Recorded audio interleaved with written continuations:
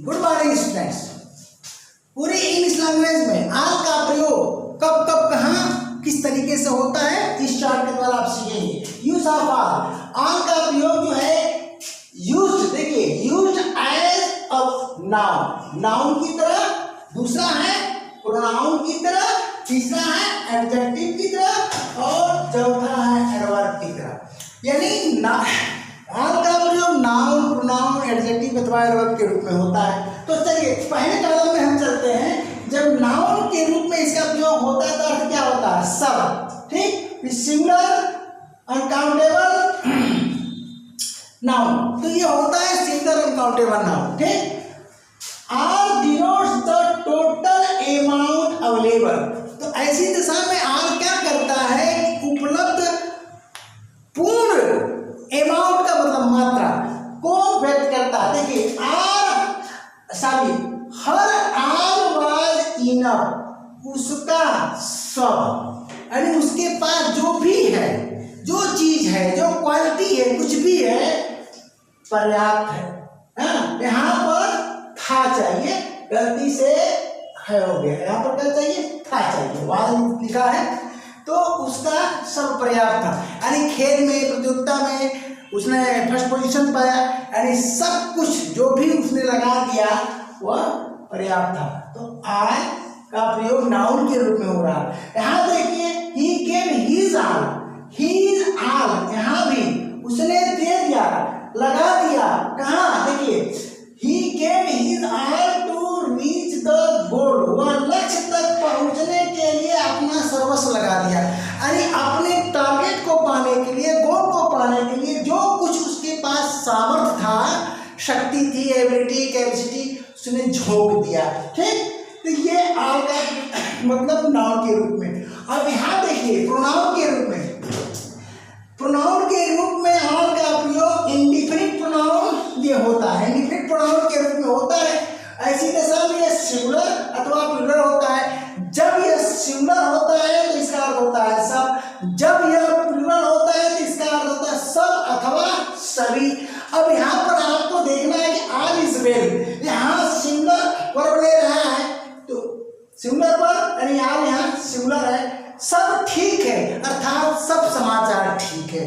All are well, सब oblique सभी ठीक हैं, सब आब्लिक सभी ठीक है, यानी सब लोग ठीक है, प्लूरल। ये देखो ऑल लग गया। यहाँ देखो all is ever not well, लिखा है कि सब कुछ सदैव नहीं ठीक रहता है, यानी कभी कभार ऐसा अवसर आता है, कभी कभार, ये भाव दे रहा है। तो यहाँ पर ऑल सिंगुलर है, ठीक ना, इंडिफिनिट प्रोनाउन। अब देखिए ऑल इज नेवर इनफ, सब कुछ कभी नहीं पर्याप्त होता है, यानी एक साथ अगर आप चाहते हो कि सब कुछ पर्याप्त हो जाए तो असंभव है, इज लिया।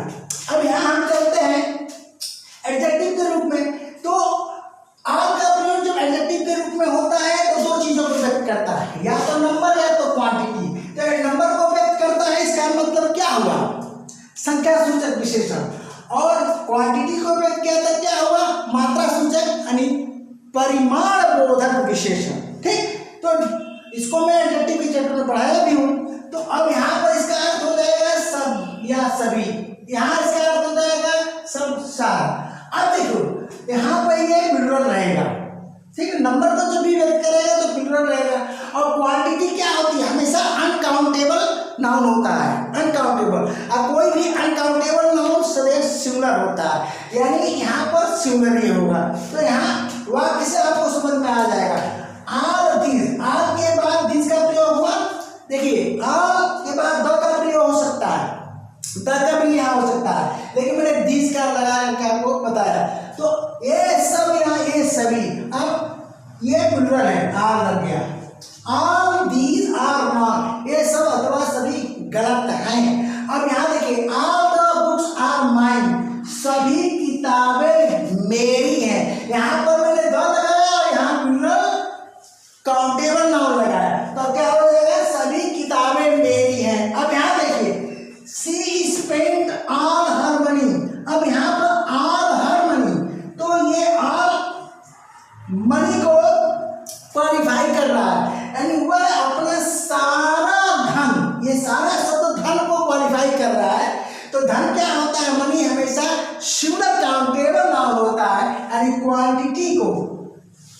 सिंगल अनकाउंटेबल नाउन होता है, यानी क्वांटिटी को इफेक्ट करता है, आर हर मनी। अब इसका प्रयोग देखिए आप एडवर्ब के रूप में, तो जब भी आर का प्रयोग एडवर्ब के रूप में होता है तो क्या करता है, आर मॉडिफाइज आइदर वर्ब और एन एडजेक्टिव, या तो वर्ब को मॉडिफाइज करता है या तो एडजेक्टिव को।